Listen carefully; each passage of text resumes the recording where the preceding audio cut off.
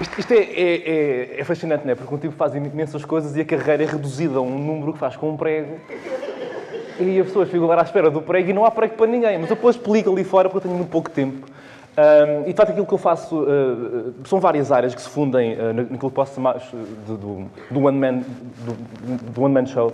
E coisas como desde a comédia ao spoken word, à magia, truques parvos, o do prego é um deles, música e esse tipo de coisas. Mas antes de ir para o tema propriamente dito, gostava de começar por partilhar com vocês um pequeno hobby que desenvolvi nos últimos meses.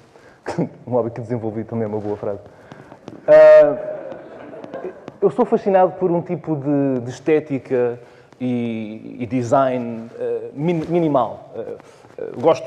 E gosto disto especialmente também na própria escrita. Então, eu fiquei a saber que há um tipo de escrita quase poética que fala sobre isto mesmo e que faz isto mesmo, que são os haikus, ou os haikai, que é um tipo de poesia japonesa que se caracteriza pela economia de palavras, quer dizer, o máximo possível com o mínimo. Eu tenho escrito alguns deles e antes de entrar na temática gostava de apresentar o que é que um haiku, apesar do nome potencialmente constrangedor, pode ter, e é algo como isto. Somos da geração das histórias curtas e etc. Ou Miss Piggy... Não. Este é um. Condicionada pelos estereótipos da beleza feminina, Miss Piggy suicidou-se.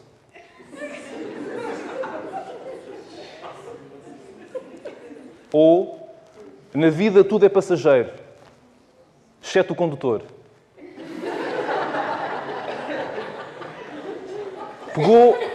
Pegou num revólver e subiu a um prédio alto.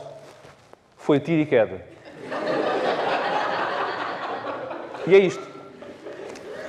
E não é difícil percebermos que o surgimento da palavra dita surge como uma necessidade do nosso processo enquanto espécie animal. Não é? O nosso processo de evolução. Num dado momento tivemos que comunicar. Quando íamos ao sábado de manhã caçar os mamutos com os amigos neandertais, tínhamos de comunicar, não é? Tinha que haver algum plano, alguma estratégia. Caso contrário, o mamute ou fugia ou ficava deprimido e ia embora porque estava a ser caçado por um bando de neandertais incompetentes. Obrigado.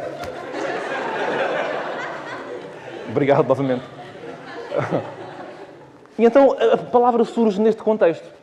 E se num primeiro nível a palavra surge para comunicarmos neste sentido prático, não é? De comunicarmos ou ações ou este tipo de coisas, num segundo nível a palavra tem este potencial para comunicar também, para perpetuar, se quisermos, conhecimentos. Não é? Para perpetuar, por exemplo, como é que se faz uma lança, como é que se faz um arpão, como é que se faz bacalhau com natas na bimbi, e isto vai perpetuando. Mas também perpetua outras coisas, que são, nomeadamente, crenças. Sistemas de crenças, sejam elas crenças sociais, culturais, relacionais, espirituais. E nós temos esta grande vantagem de termos um sistema de linguagem que é altamente complexo. Não é? Os golfinhos podem ser muito inteligentes e fofinhos, mas quem tem os iPhones e os Androids somos nós. E esta perpetuação do conhecimento, com o tempo, vai-se dividindo em dois grandes grupos. Por um lado, temos o conhecimento que é aperfeiçoado, não é? Ou seja, fomos fazendo cada vez melhor as lanças, fazemos os dardos, temos campeonatos de dardo, a lança está bem feita. E temos, por outro lado, o conhecimento que é estabelecido, onde encontramos o quê? As cosmologias, os ritos de iniciação, as crenças em divindades ou em deidades, o bem, o mal, a moralidade, este tipo de coisas.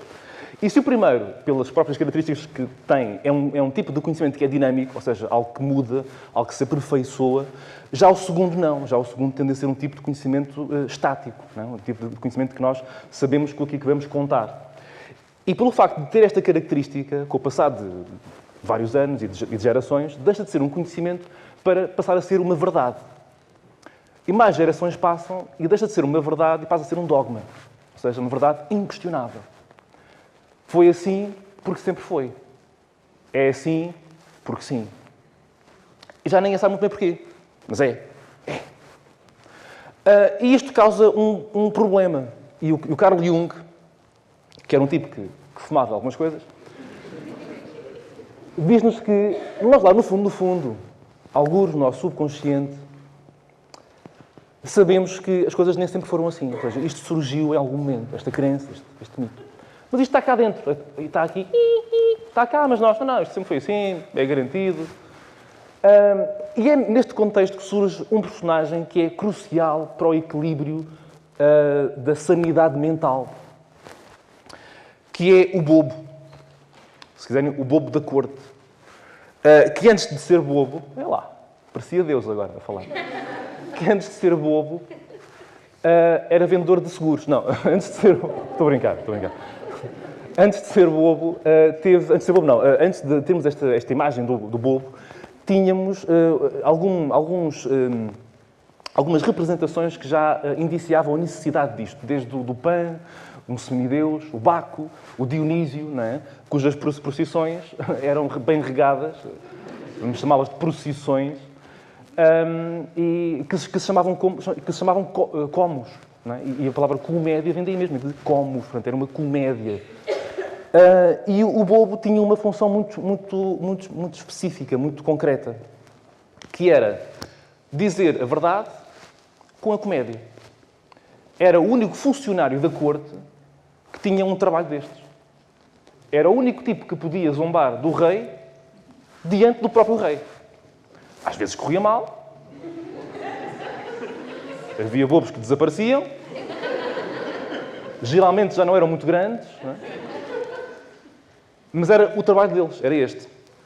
E havia uma outra função que é subjacente a esta, que era a função de desconstruir. Ou seja, o bobo, ao fazer rir com assuntos da corte ou do clero, destruía alguns conceitos. E esta destruição de conceitos, esta decomposição de verdades, faz-nos repensar ou pensar sobre elas, sobre verdades estabelecidas, sobre dogmas.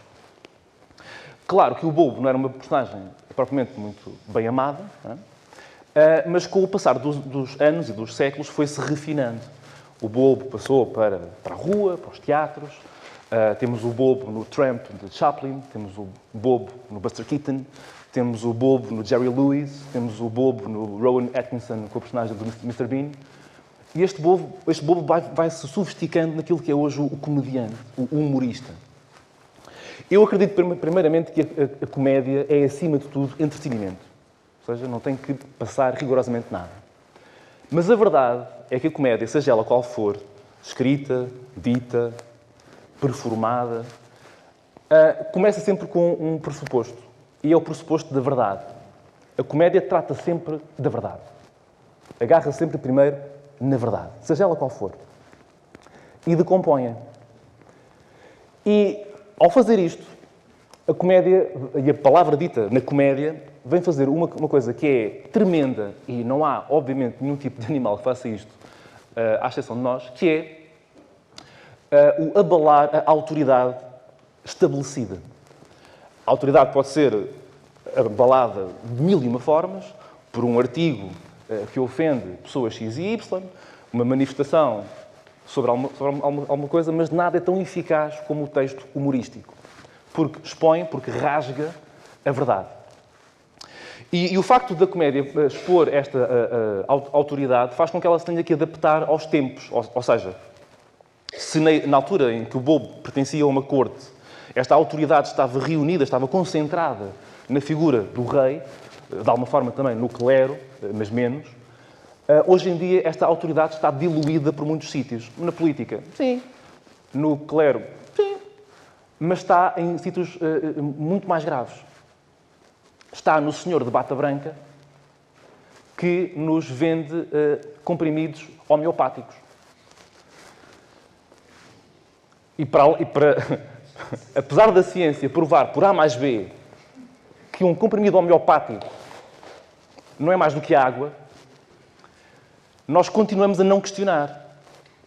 E eles continuam a ser vendidos na farmácia, Não questionamos quando um senhor de fatinho, bonitinho, penteadinho e é um CEO, nos vem vender pulseiras para o equilíbrio. Que rendem milhões. Eu não queria ler nada, mas eu não resisto em ler-vos é muito curto. Um artigo que saiu no ano passado sobre um CEO nacional de uma empresa que vende as Power Balance e as Power Body e as Power não sei o quê. E é ele a descrever o que é que a pulseira faz. E o que é que a pulseira é. E cito. A Power Body, criada no final de 2009 por um cientista da NASA,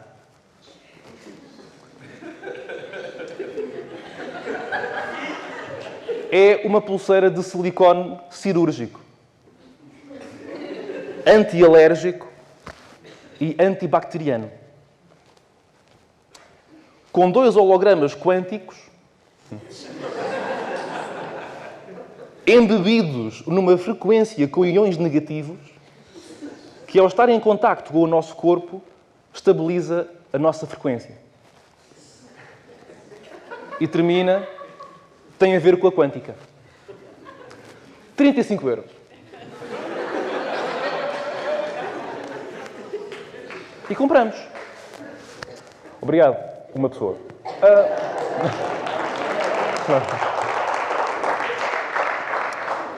Também não questionamos a informação. E nós estamos bombardeados com informação. Nós, hoje em dia temos um excesso de informação. Aliás, nós chegamos ao cúmulo de termos canais que passam 24 horas de informação, de meia em meia hora, ou de hora a hora, e chegamos a este cúmulo que é termos um pivô que está onde aconteceu um desastre tremendo, um acidente de carro, o que for, e está ali de meia em meia hora a dizer que na última meia hora não aconteceu nada.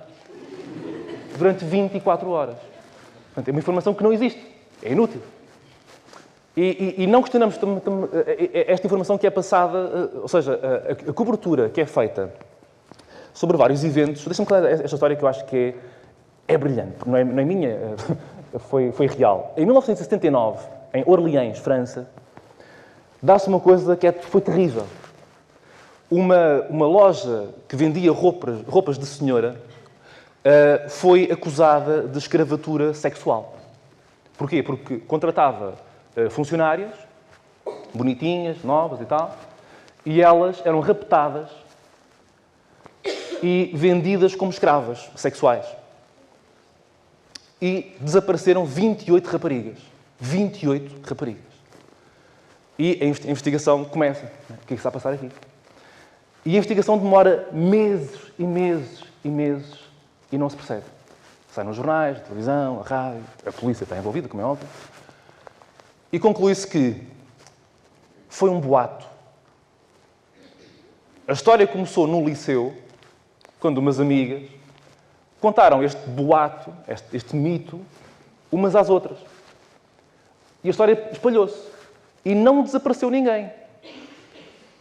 Não houve 28 raparigas que desapareceram. Foi um mito. E não havia este pensamento crítico sobre pensar primeiro se a história é real. Em 1888, aproximadamente, ou melhor, em 1848, Kate e Margaret, de 12 e 15 anos, convidam a irmã, a Lia, para ir ao quarto. Estamos a falar dos Estados Unidos. E dizem que conseguem comunicar com um ser do outro mundo, um espírito.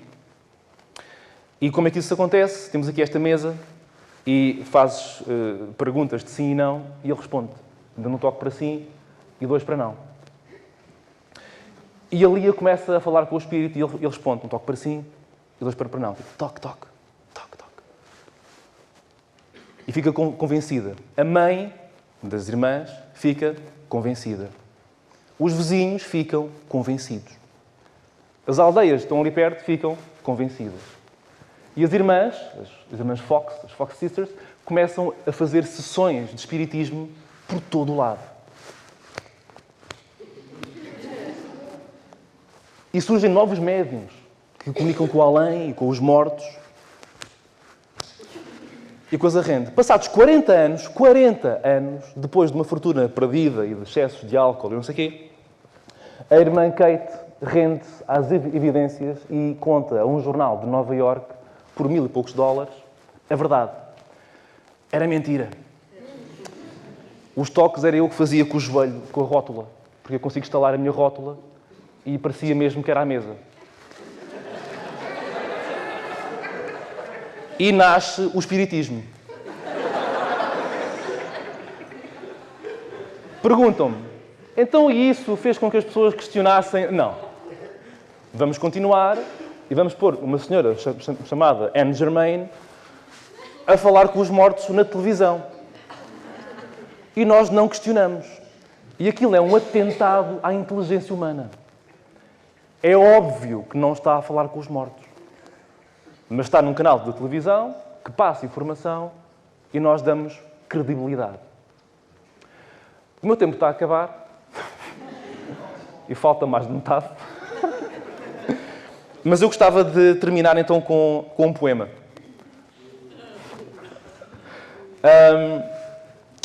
E porque não adianta de nada termos uma mente que se agarra a noções de autoridade que não são questionáveis. É um perigo isto. É um perigo. Dizermos que com isso não se brinca é um perigo. Brinca, brinca. E de que maneira? E há um tipo de pessoas que me chateia especialmente, que são aquele tipo de pessoas que acham que sabem tudo. Não é? Sabem tudo. Vocês conhecem as pessoas. Se não conhecem, são vocês.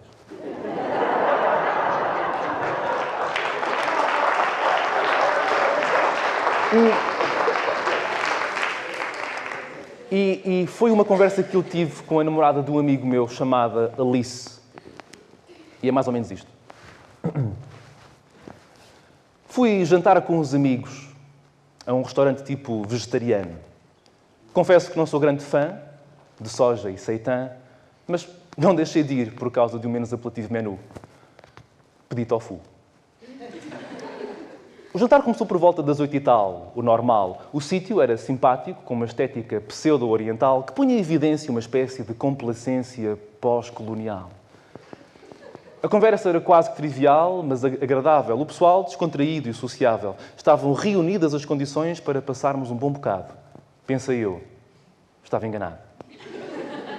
Jorge, um amigo de infância, levou a sua namorada nova, a Alice, uma rapariga alta, atraente, estilo Miss. Levava um vestido com brilhantes, quase de Réveillon, e sapatos de verniz, a condizer com o batom. O Jorge apresentou-a, mas ela parecia um pouco enjoada. O pessoal disse olá, e ela ficou calada. Com o decorrer do jantar e depois de alguns saquês, só bebi 3, falava-se da exposição de um pintor falecido que alguém tinha ido ver. E subitamente a Alice irrompe na conversa como uma especialista no assunto, fazendo uma análise categórica à obra do defunto. Eu fui ver essa exposição. O meu pai é amigo do diretor e foi conhecido íntimo do pintor. Devo dizer que acho o Dalí o melhor exemplo do expressionismo pictórico e, para mim, o Beijo é o seu melhor quadro. Jorge olhou para nós com cumplicidade, esperando que alguém, com um tato de cordialidade, quebrasse o silêncio instalado depois da sua namorada ter falado. Confesso que não gosto de fazer correções em frente de outras pessoas, mesmo quando as razões são boas. Mas aquele silêncio já era demasiado e sentia-se o pessoal incomodado. Então, calmamente e sem ser azedo, disse o que todos pensavam em segredo. Mas Dalí era surrealista e a autoria do Beijo é de Gustav Klimt. Ao mesmo tempo que mergulhava um pedaço de courgette no molho de peppermint. Ela olhou para mim com olhos de falcão, como quem leva a mal uma simples correção, e retorquiu em sua defesa com um argumento que revela destreza. Parvo, para que saibas, tenho um mestrado em História da Arte, por isso sei muito bem que é assim, e podes perguntar ao meu pai se não confias em mim. Na minha tese de mestrado, abordei precisamente esta matéria, por isso posso dizer que sou especialista no que concerne ao movimento expressionista. Alguém interveio em minha defesa, uma vez que não gosto de discutir à mesa, mas a Alice interrompeu e continuou. A sério, vê-se mesmo que não sabem do que estão a falar. Eu tenho um mestrado e domino perfeitamente estas matérias. Tenho ideias consistentes e sérias, ao contrário das vossas, que são etéreas. Disse, acredito que sim, Alice, mas será que não estás a fazer confusão entre expressionismo e surrealismo? Acabam com a mesma sonoridade, sei lá, podemos confundir com facilidade. Chamaste-me incompetente? Jorge, podias ter dito que vinhamos jantar com esta gente. Jorge interrompeu e disse, Alice, para de fazer alegações lerdas. O Leandro tem razão, por isso deixa-te de merdas. A Custo reconheceu o equívoco, dizendo que tinha feito confusão com a terminologia. Pode acontecer a qualquer um, não digo que não, mas não é chato quando as pessoas querem ter sempre razão? Que mania. Obrigado.